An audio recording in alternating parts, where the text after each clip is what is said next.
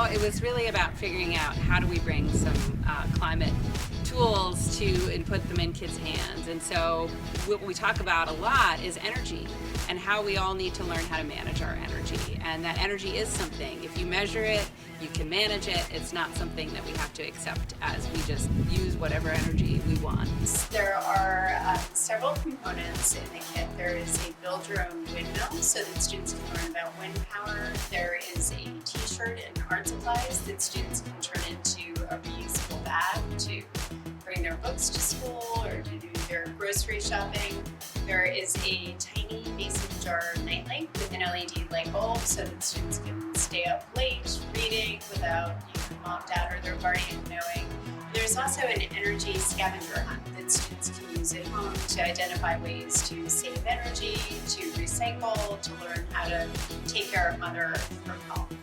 And the kits are fun, they're interactive, whether you're an artist or a scientist, there's a little bit of everything for someone. For 9 and 10-year-olds, talking about science doesn't come close to actually doing science.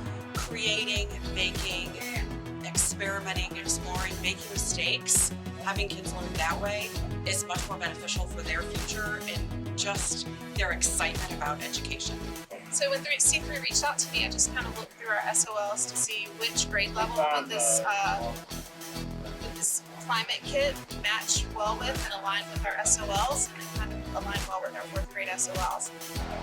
Essentially for the state of Virginia, they really are looking at a theme for K through 6 and how do our students learn their importance in the world? How can they impact our environment?